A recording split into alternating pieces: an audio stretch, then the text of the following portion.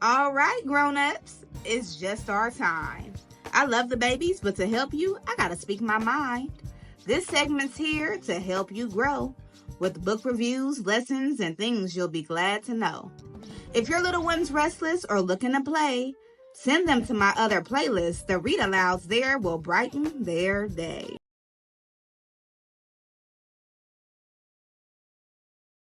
Hello, beautiful people. Welcome back to the Teacher Lady Show. I'm Miss Erica, the Teacher Lady, your fairy godparent when it comes to sharing joyful stories and growing young minds. Now, on this segment of the Teacher Lady Show, we have the Teacher Lady Speaks, and that is a crash course of the topic that we discussed that week, okay? So it is a way to kind of round out all the things that we learned. And this week's topic is social justice and community advocacy. How do you raise a child that is involved in the things to make the world a better place? How do we teach our children to amplify the voices around them by way of their own talents? And honestly, how do we involve ourselves so that children have an example of what to do? And of course, we're using picture books to be able to do so. If you have not done so yet, be sure to check out the Teacher Lady Reads segments. This week, we read about Ida B. Wells as well as Cesar Chavez. Both of those books are extremely inspiring, and both of them have a behind the book review where we go beyond the pages to get to the heart of the story. So that was Wednesday, and now today we are wrapping it all up in this episode of the Teacher Lady Speaks, a crash course in how to get your child more involved in social justice. You ready? Let's grow. Defining the topic for a child. So social justice has to do with righting the wrongs of our society. When you think about the child that doesn't get to play on the playground because there are no swings to accommodate their wheelchair, well, you doing something about it is social justice and change.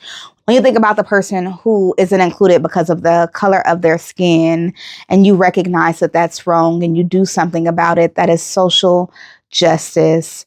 The person who didn't get to join the basketball game because they're a girl and there are no girl teams and the game is only for boys. That is an issue that needs social justice in order to right that wrong. So social justice is the act or the behavior, the doing of correcting something that honestly should have never been broken in the first place, but we're here now. It is the beautiful way in which we contribute to making our society a better place for the people around us and for the people who are coming after us. And community advocacy along those same lines is using your voice to amplify the voices of those who are around you, because not everybody can speak up. It's very important that children understand that there are so many ways to contribute to social justice and social justice practices. Not every child is going to protest. Not every child is going to boycott. Not every child is going to go on a hunger strike. But you can do something within your talents and your passions to fix the things that you think are broken. That can be writing. This week, the book that we read about Cesar Chavez was written by children at an elementary school. That is a form of social justice, bringing that story to light and bringing awareness to farm workers and their conditions. That could be raising money through a bake sale for a special animal society that helps with abandoned animals or animals that are found on the side of the road. And you taking that money from the bake sale to contribute to that organization is a form of social justice. There are so many ways in which we can change the world. And I think that it's important for children to know and understand that. I became a teacher. That is a form of social justice for me, and making sure that I educate the people that are around me. And so again, when you are discussing social justice, I would definitely make sure that it is clear that the way in which you contribute to society can be unique and different from all the signs and symbols we see. Okay? Let's keep growing. What are schools required to teach? So as always, every single week, we compare the state of Texas and their curriculum, as well as the state of California and their curriculum, so that you can get a better idea of what your child might be learning on the topic when it comes to school, okay? Now, on the topic of social justice and community advocacy, through California's history, social science framework, and ethnic studies model curriculum, embedded in social justice and civic engagement into the state standards. California's history, social science framework, and ethnic studies model curriculum is embedded into social justice and civic engagement, and that is all within the state's standards. So in California, starting in kindergarten through second grade, students will learn about fairness, helping others, and community leaders. By grades 3 to 5, lessons include examining diverse perspectives. By third grade, all the way up to fifth grade, the lessons include examining diverse perspectives, learning about civil rights movements, and discussing equity and inclusion. Now, California has a newly adopted ethnic studies curriculum, which centers on 4 key principles: identity, history, systems of power, and social responsibility. And this encourages students to analyze injustice and take informed action. Now, the ethnic studies curriculum is specific for high school, which for me is way too late. So in the state of California, it feels like there's a lot of introduction around the idea of social justice and community advocacy. I would not say that there is enough to not continue this conversation on your personal time. Let's look at the state of Texas. All right, moving on to the state of Texas. So Texas introduces civic responsibility and advocacy through the social studies, Texas Essential Knowledge and Skills Character Education Framework. So in grades K through 2, students learn about rules, fairness, and how individuals can improve their community. By grades 3 to 5, they examine historical figures who advocated for change and learn about local and national service. But this has a lot to do with the historical figures the teachers are most fond of, that district is most fond of, and that area is most fond of.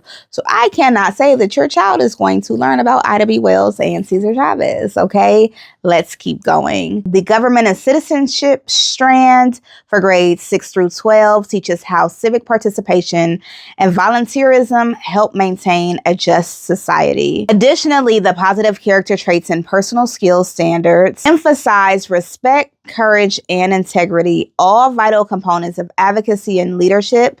So even though Texas does not use the term social justice or community advocacy, it does dance around in regards to fairness, service, and responsible citizenship. So it's kind of woven through. The same for the state of California. I wouldn't say that either state hits it on the head in terms of social justice and community advocacy. I would say that they kind of hint around the idea, leaving it up to the educator on where they're going to take those discussions. As always, I tell you, if it's important for your child to know it, make sure that you teach it, because otherwise they could get lost. Resources to raise children who are more involved in social justice and community advocacy. The next resource I want to bring your attention to is called the Zen Education Project. The Zen Education Project offers free downloadable lessons and teaching materials that center people's history, the stories of workers, Black and Brown communities, Indigenous people, women, social movement, textbooks, and social movements. And this is because textbooks often push those people to the side. And so this is an independent nonprofit that said a lot of the history that's being taught is inaccurate. We want to ensure that that is not happening. And so here are supplemental kind of resources to make sure that your child is involved. I believe that when it comes to social justice, the child having the understanding of the problems that are around them is essential, because how can you contribute or be passionate about something you were never introduced to? And that's why I'm always a person that believes you should share the ugly truths of this country, the history of this country, because the reality is it's our reality, and children can't be involved in change if they don't even know that the problem exists. So the next resource that I'm going to share is called Learning for Justice. Learning for Justice, a project of the Southern Poverty Law Center, provides free K through 12 lesson plans, text film kits, and social justice standards, including identity, diversity, justice, and action. These resources are meant to help teachers structure unit because educators have a responsibility in all of this, where students examine bias, understand systemic injustice, and practice taking action in their school and communities. And for me, that is the most powerful part of learning for justice. We really do want children to understand how they get involved in change. As I get older, I understand more and more that it is on the next generation. We have to pass that torch so that they can continue that fight, so that they can continue advocating for the things that need to be advocated for. So this resource is definitely one of those that's going to help you to be able to help them. The next resource I want to bring your attention to is called Teaching for Change. Teaching for Change tagline is building social justice starting in the classroom. And they back that up with professional developments, parent organizing tools, and curated book lists. So this really is a one-stop shop in terms of getting involved in social justice and even understanding the issues that surround us, because there are so many. So if you are an educator looking to bring conversations like this into the classroom, this is a phenomenal resource. But also if you're a parent and you don't really understand social justice, you don't understand societal issues, like you want your child to be more aware, but you don't know where to start, this is definitely something that I would encourage you to check out. I also appreciate that they have free things that are available for free, things that are downloadable that you're able to look at, as well as if you wanted to contribute financially, you could. And the last resource I am going to share with you today, which of course, if you want more, be sure to subscribe to my newsletter by going onto the website, scrolling down, and giving me your email address, okay? But for now, the last resource I'm going to share is called Rethinking Schools. Rethinking Schools is both a publisher and an activist education organization focused on racial justice, equity, and public education. So they have magazines, books, and downloadable lessons that center real-world issues like housing, policing, climate change, labor, and so much more. They're going to give resources for children, for teachers, as well as for parents. And I appreciate Rethinking Schools because social justice issues are not specific to race. They're not specific to gender. We have issues around disability awareness. We have issues around economy and the wealth gap. We have so many social justice issues, housing and homelessness, and that list continues. And so I feel like this resource really is a more broad resource in terms of the social justice issues that they address. So be sure to check that one out as well. Best practices at home. The first is to make sure that your child is aware of the issues that our society faces without overwhelming them, okay? We're not going to throw that baby in front of CNN every night. We're not going to freak out. We're not going to, this problem, that problem. Instead, we're going to simply educate. One of the things about this channel is that it introduces all these different concepts, because as you introduce the concept, you will see what your child is most passionate about. And if that passion is connected to social justice, encourage them to be involved. And so the best practice is being honest with your child without being overwhelming in regards to the issues that are in our world. The second best practice is if you already know what your child is passionate about when it comes to social justice or reform of any type, get them involved. And so if you have a child that is really into environmental justice and really has a problem with all the trash on the beach and climate change and global warming, start to get them involved. Find a local organization that they might be able to volunteer at. Take them and their friends for a beach cleanup day.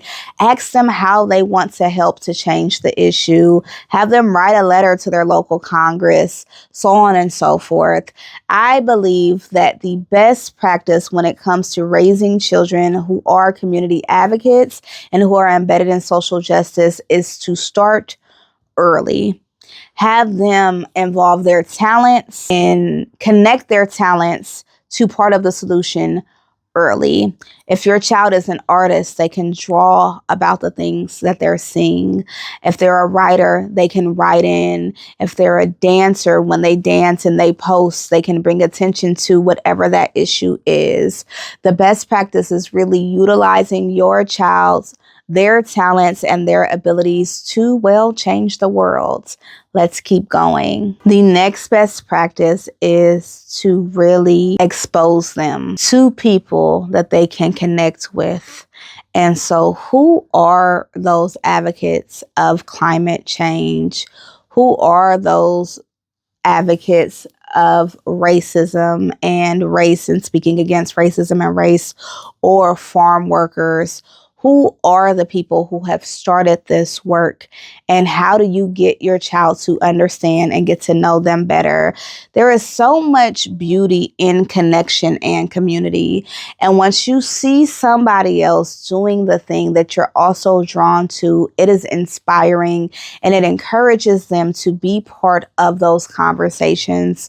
Social justice, because it is the practice of righting the wrongs of the world, and there are so many wrongs, more than likely the thing that your child is passionate about or interested in changing or improving, that thing probably has people who have already done the work and who are actively doing the work. Allow them to join those communities by way of books, by way of movies. Find out your own comfort level. I would say another best practice is to be honest in what you're comfortable with. If you're not comfortable going down to City Hall and protesting, then you should not be going down to City Hall and protesting, because there are multiple ways to get involved. So find what works for your family. Find the issue in which you want to be involved in fixing, and which your child wants to be involved in fixing. Encourage them to do what they can and let go of the rest. There's no need to stress these babies out, okay? But start to have those conversations around what it looks like to contribute to society. How are we creating a world we want our children to live in? It's such an important thing. When to seek help. I would say for this one, if your child doesn't seem like they care about anything, anything in terms of societal change, in terms of political issues, in terms of societal issues, excuse me, if they seem to not care, if they seem to not want to be involved in any way, there might be an underlying reason. And I would encourage you to explain, and I would encourage you to explore what that underlying reason is, okay? On the flip side of that, if your child is overly involved, if they're constantly watching the news, constantly freaking out, constantly demanding that you go to a protest and march and screaming when you pull up at a certain grocery store because you're not supposed to be shopping there. And, they're completely overwhelmed as a child because of all of the issues that are around them. I would also get help. So the drasticness on both sides, and that help can look like a guidance counselor at school. That help can look like going to your local library and connecting with them about resources. In the library, I always say that the library is a great place to get your child to learn more or be interested in things.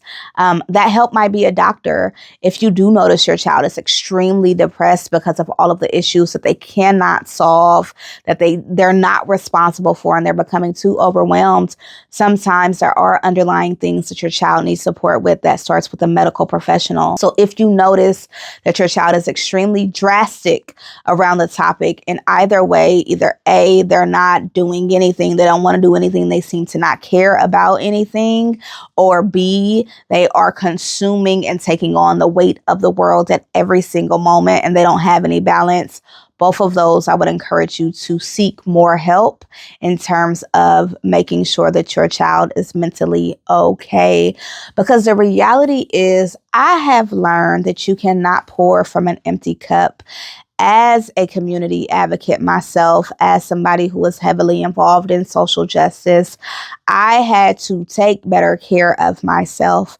I was so overwhelmed by all of the problems. Okay. When you're in educational leadership, when you have all of these students and they're learning and you're responsible for it, you kind of internalize all of their problems. And so what I noticed what was happening in my social justice work was that I was not resting. I was not eating well. I was not giving enough time to my family because it had consumed me.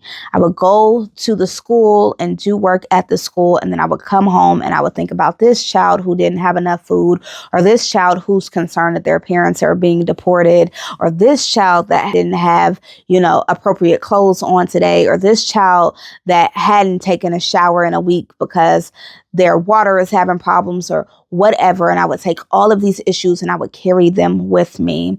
And I recognize that if I don't care for myself, then I am out of order. Okay. You have to make sure you're okay. And then from there, you're able to support and show up for other people while simultaneously making sure that you're all right. And that is a part of social justice and community work that we do not speak on, is our own mental health.